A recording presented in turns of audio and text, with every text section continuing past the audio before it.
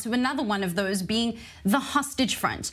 A number of protests, or posters rather, of Israeli hostages held by Hamas in Gaza were put up at Harvard University, and they've been defaced with hate graffiti. Take a look at these photos and the footage circulating online. It shows the posters bearing anti-Semitic conspiracy theory slogans such as "Israel did 9/11," "I knew Epstein personally," in reference to Jeffrey Epstein.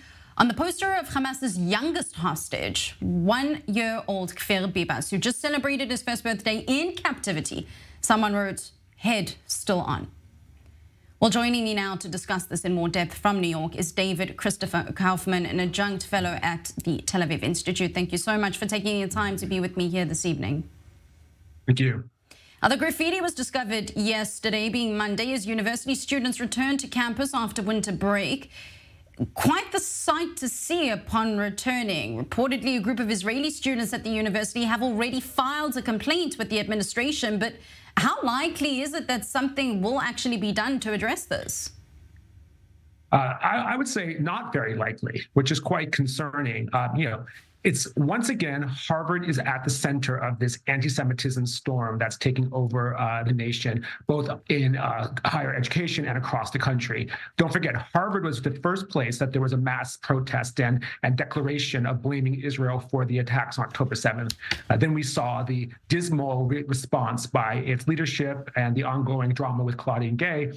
And now we're back to students returning from their homes, returning from break, and coming back to Harvard with posters of defaced posters of little Kfir Bibas and accusations that the hostages in some way have a connection to nefarious pedophile Jeffrey Epstein, and accusations that Israel was behind 9/11. What's most concerning is that, Harvard with $50 billion in resources, Harvard with hundreds of years of academic history, Harvard as the leading academic light in the country, they knew that these students were coming back yesterday. We knew that they're returning to class. Why wasn't something done to protect them? Why wasn't there extra effort made to ensure that students came back and felt safe? So once again, we have Harvard at the center of all institutions, even after Claudine Gay, even after these mass protests. Once again, Harvard's at the center of this anti-Semitism storm, and nothing's being done. Harvard University, which has faced, as you mentioned, accusations of letting anti-Semitism run rampant on campus, hasn't commented as of yet on the posters, but they've also asserted that the claims are grossly exaggerated. So often there's the chant of "from the river to the sea" on campus. So many who chanted won't even be able to tell you what river and what sea they're referring to. So is it brainwashing, ignorance, or just blatant anti-Semitism that many students who stand behind it are calling literally for the total elimination of the state of Israel?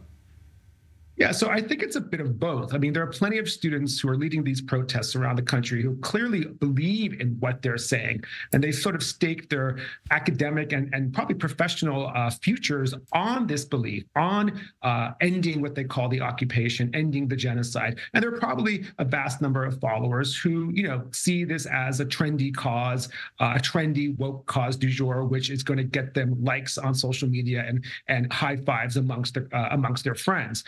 I think the bigger issue here is what's happening at Harvard and other campuses, and this explosion of anti-Semitism is really a distraction from some of the bigger issues. Today we're having the primaries in New Hampshire. The Oscars have just been announced.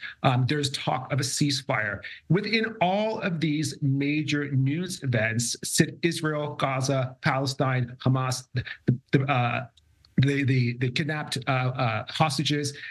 This is really emerging as the central narrative of every major issue in the world today, with huge implications politically, economically, geopolitically. And what we're talking about are a bunch of students defacing posters.